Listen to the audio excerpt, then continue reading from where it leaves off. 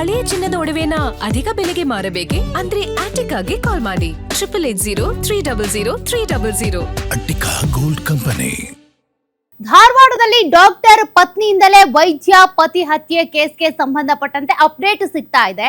ಪತಿಯನ್ನು ಕೊಂದು ಹೆತ್ತ ಮಗುವಿಗೂ ಚಾಕು ಇರ್ದಿದ್ದೇಕೆ? ಕೌಟುಂಬಿಕ ಕಲಹಕ್ಕೆ ಪತಿಯನ್ನೇ ಕೊಂದ ಡಾಕ್ಟರ್ ಪತ್ನಿ. ಅಷ್ಟೇ ಅಲ್ಲ, ಆಕೆಯೂ ಕೂಡ ಇನ್ಸುಲಿನ್ ತೆಗೆದುಕೊಂಡಿದ್ಲು. ಇದೆಲ್ಲವನ್ನು ಮಾಡಿದ್ಯಾಕೆ ಹಾಗಾದ್ರೆ ಡಾಕ್ಟರ್ ಪ್ರಿಯಾಂಕಾ?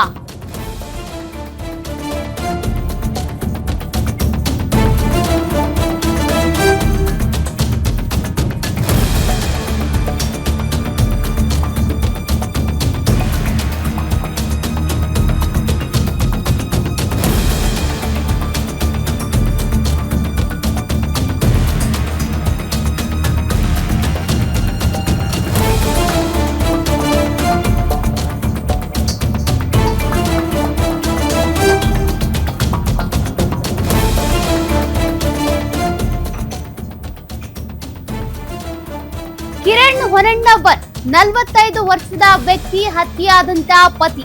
ಪ್ರಿಯಾಂಕಾ ತನ್ನ ಪತಿಯನ್ನ ಹತ್ಯೆ ಮಾಡಿದ್ದಾಳೆ.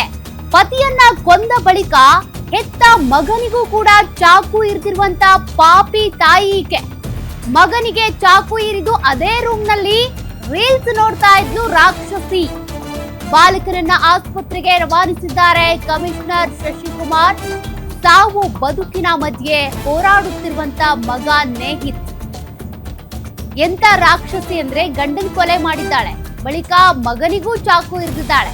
ಮಗ ಸಾವು ಬದುಕಿನ ನಡುವೆ ಹೋರಾಟ ನಡೆಸ್ತಾ ಇದ್ರೆ ಈಕೆ ರೀಲ್ಸ್ ಬ್ರೌಸ್ ಮಾಡ್ತಾ ಕೂತಿದ್ಲು, ರೀಲ್ಸ್ ನೋಡ್ತಾ ಇದ್ಲು ಅದೇ ರೂಮ್ ನಲ್ಲಿ. ಇಷ್ಟೆಲ್ಲ ಮಾಡಿದ್ಯಾಕೆ ಹಾಗಾದ್ರೆ? ಕೌಟುಂಬಿಕ ಕಲಹ ಏನಾದ್ರೂ ಇತ್ತ?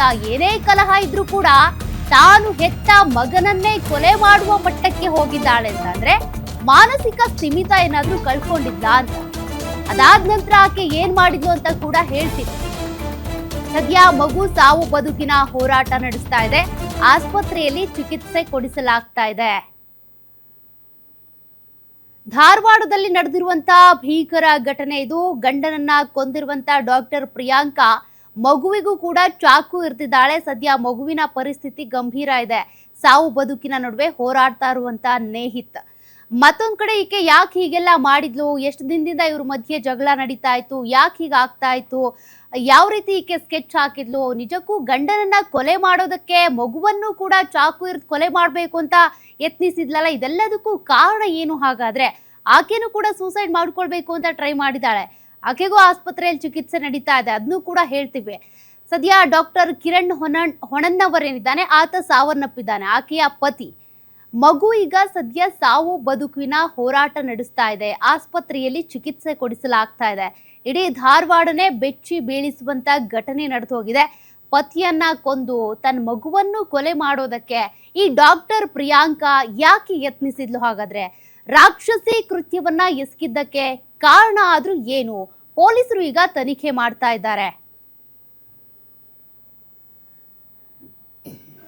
ಕಿರಣ್ ಹೊನ್ನಣ್ಣನವರ್ ಅಂತ ಇಲ್ಲಿ ಪವನ್ ಹೈಸ್ಕೂಲ್ ಎದುರಿಗೆ ಇರುವಂಥ ಒಂದು ಅಪಾರ್ಟ್ಮೆಂಟಲ್ಲಿ 6th ಫ್ಲೋರಲ್ಲಿ ಒಂದು ಮನೇಲಿ ವಾಸ ಮಾಡ್ತಾ ಇರ್ತಾರೆ. ಇವರು ಡಾಕ್ಟರ್ ಇದ್ದಾರೆ, ಅನೆಸ್ಥೆಟಿಸ್ಟು, ಇಲ್ಲೇ ಚಿರಾಯು ಹಾಸ್ಪಿಟ್ಲಲ್ಲಿ ವರ್ಕ್ ಮಾಡ್ತಾರೆ.